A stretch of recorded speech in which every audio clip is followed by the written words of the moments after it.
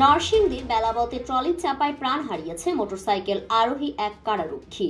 শুক্রবার 31 জানুয়ারি দুপুরে উপজেলার বিন্নাবাইদ ইউনিয়নের শেখের বাজার আগরপুর সড়কের লোহাজুড়িচক চৌরাস্তা মোড়ের পাশে এই দুর্ঘটনা ঘটে। নিহত বেলায়েত হোসেন উপজেলার বিন্নাবাইদ ইউনিয়নের বিন্নাবাইদ পশ্চিম পাড়া গ্রামের লুৎফুর রহমান কাঞ্চনের ছোট ছেলে। আমার ভূত বাড়তে গেল বালা আসায় সুন্দর, কেমনে মারা গেল ওটা আমি জানি না। মানে আমার 3 অ্যাক্সিডেন্ট হয়ে মারা গেছে। মানে আমার 3টা ছেলে আছে, নাতি আছে, আর একটা পুতের বউ আছে। কেমনে চললেন, কেমনে চলার মানে চাই, বিচার চাই। তিনি একজন কারারক্ষী হিসেবে কর্মরত ছিলেন এবং 3 সন্তানের জনক। আসসালামু আলাইকুম, আমি জনাব মোহাম্মদ বেলায়েত পুলিশের ওয়াইফ। আমার হাজব্যান্ড ছুটিতে বাড়িতে আসছিল।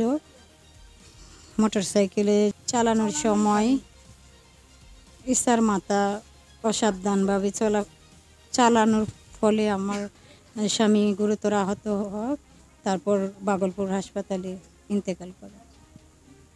3 জন ছেলে আছে, শাশুড়ি আছে। তারা তো এখন এতিম, আমিও এতিম। এখন তার গুরুতর বিচার চাই। আমি কিভাবে সংসার চালাবো।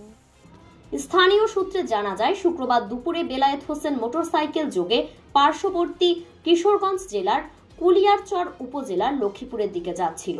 মোটরসাইকেলটি শেখের বাজার আগরপুর সড়কের লোহাজুড়িচক চৌরাস্তা মোড় অতিক্রম করে একটু সামনে যেতেই বিপরীত দিক থেকে আসা দ্রুতগামী একটি ট্রলি চাপা দেয়। এই সময় মোটরসাইকেল আরোহী ওই কারারক্ষী সড়কের পাশে ছিটকে পড়ে আহত হয়। স্থানীয় লোকজন গুরুতর আহত অবস্থায় তাকে উদ্ধার করে ভাগলপুর জহিরুল হক মেডিকেল কলেজ হাসপাতালে নিয়ে যায়।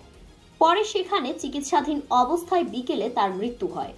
বেলাব থানার ভারপ্রাপ্ত কর্মকর্তা মীর মাহবুবুর রহমান জানান, দুর্ঘটনা জানার পর ঘাতক ট্রলিটিকে আটক করে থানায় নিয়ে আসা হয়েছে, কিন্তু চালক পলাতক রয়েছে।